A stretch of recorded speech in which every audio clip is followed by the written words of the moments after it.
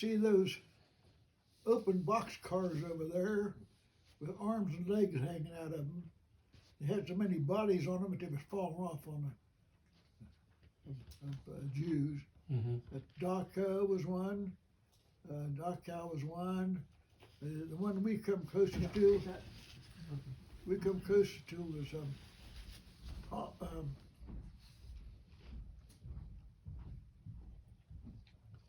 I can't think of a name of it, Papa or something. Mm-hmm.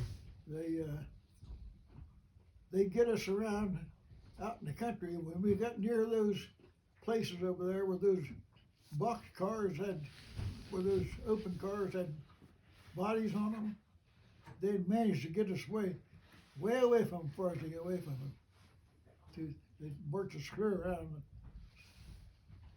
so we couldn't see it. So you couldn't see it, but you knew it was in them.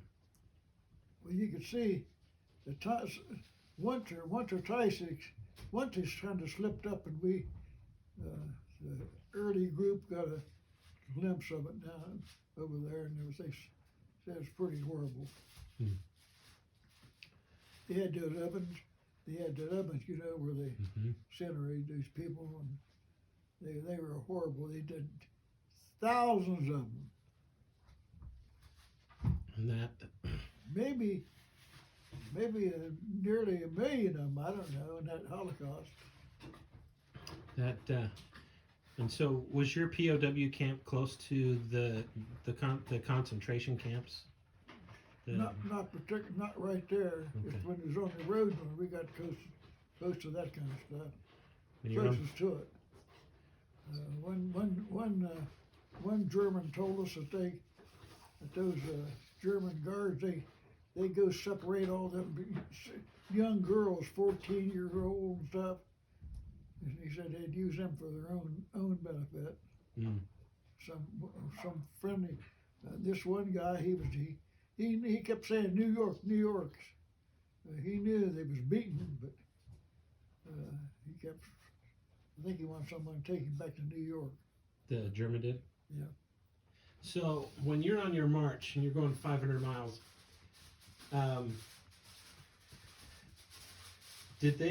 were they mistreating you all the way to the very end? To the very end, no, because I'd say two weeks before we was captured, everything about them Germans changed. Everything. So once they knew they were getting beat, they tried to be nice, or did they?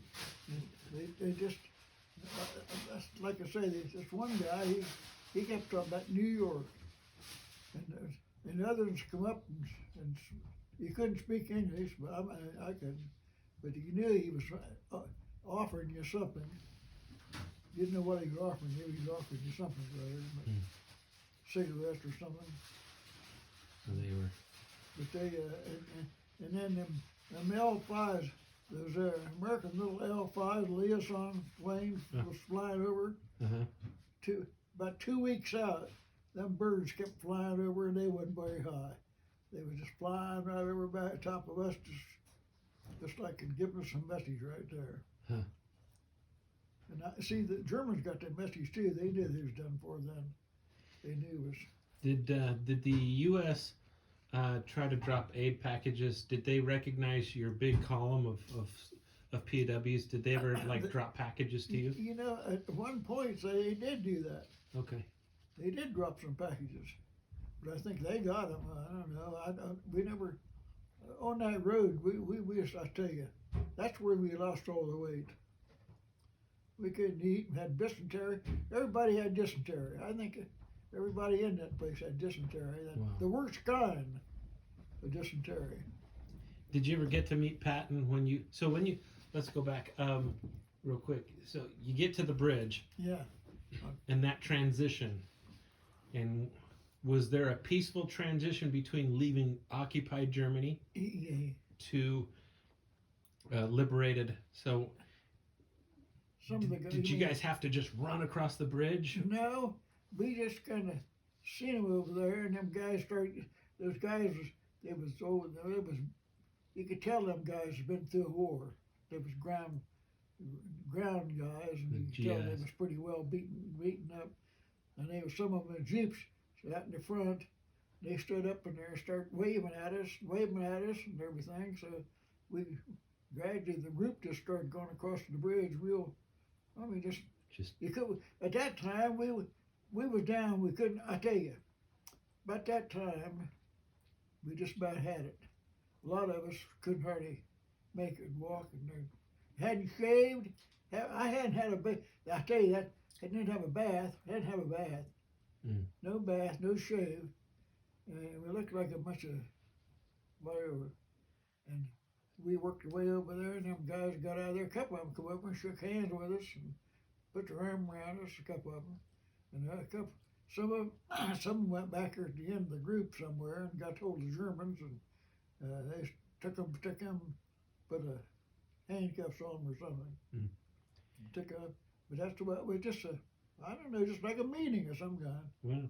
And were they able to cross the bridge then? And then did the Germans surrender? They just kind of just meandered into it. Got it. Yeah. They didn't have to go after. They kind of meandered over there. And this was Halle, Germany.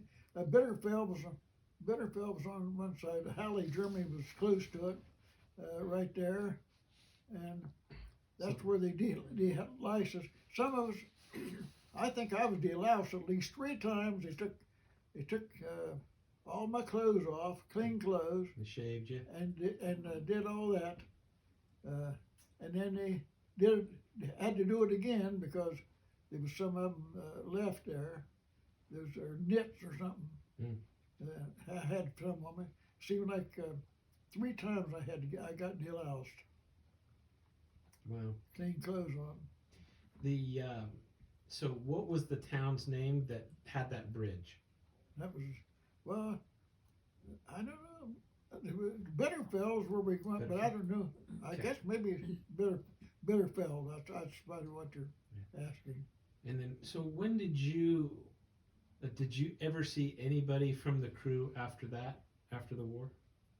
No, Sandy, yeah. Okay. I met him over with Rat Patterson. Yeah, right, Pat? Yeah, we went over, he was over there, Sandy.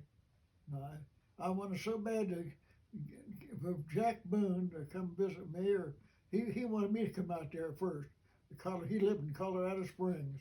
He said, "This is a beautiful place out here, Jerry. Come on, I want you to come out and we'll have some good time." Him and I, oh God, I hate to think of it. I hear you could drink a guy under the table. Jack Boone. I hate to think of it. Times that Jack Boone I had.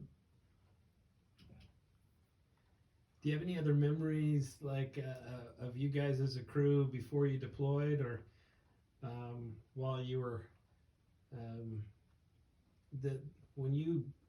when you got to England and you got situated? What was life like at Nethamstead? What was that like? It just we was in Quonset hut, and there was a bar. I remember there was a bar down the road, a pub. I didn't like any part of anything I had down there. I never could. At that time, English money bothered me a lot. English money. I didn't know how to do what it was, so I just held my hand out. They probably cheated me time and again because I just held my hand out to take whatever it was. You want for this or that. And they had scones over there. Stuff like that in this pub. But outside of that, we sit in the barracks and read or talk or something. But Atkinson, every time he was around you, boy, I tell you, he'd depress you. Really? He'd really depress you. He was just scared of going on? He was scared. He shouldn't be scared. He's really scared. So George, in his letters back, he mentioned that there was one person that he really had to keep his eye on, or he was just worried about. Is that right? Yeah, and he might have been referring to Lieutenant Atkinson. Well, I don't know where Atkinson told everybody about that or not, but he told Jack and I about it plenty of times. How just scared to death. He was scared. I said, boy, I said, I am too. I'm scared, but I said, we're going to have a up here anyway, whether I'm scared or not. You know, it's amazing what you did, what your whole crew did, what the 8th Air Force. I'm still, the more I research this, the more it was 1,000,001 ways to die. I mean, like, for example, there were guys that they died because the bullets would shear the oxygen line, Yeah. and they wouldn't know, and they'd just be sitting there, and then all of a sudden they just go to sleep, Yeah. just because they just didn't have oxygen. Even going to the bathroom was a traumatic ordeal. I don't know if you, in any of your flights, did you have to use the facilities? I did one time. I had to poop. I had some kind of I don't know what I had. So I remember pooping in a flak helmet. Yep. I do. I read a story about a guy who pooped in the flak helmet, and then they got flaked, and so he put his helmet on, but the poop had froze, and so he put the helmet on, and it was frozen, and then his hot head warmed it up, and then it just kind of came down. And so, or another gentleman, I don't know. That's what it meant. they would tie strings because obviously if it's cold, it can be hard to find when you had to pee. But they tie a string around, and then if they had to go pee, they'd pull the string, and then there was a funnel where you could pee. And one gentleman had gotten too close to the funnel, and it's 21,000 feet. Everything's cold as ice, and he got too close, and it just stuck to the funnel. And so he's just like, okay, here's the dilemma. If I leave it there, then I'm going to get frostbite, and I'm going to lose it. Yeah. Or if I have to pull it, it's going to rip. Oh, yeah. So he chose to rip. And he said, you remember, it didn't bleed because it was frozen.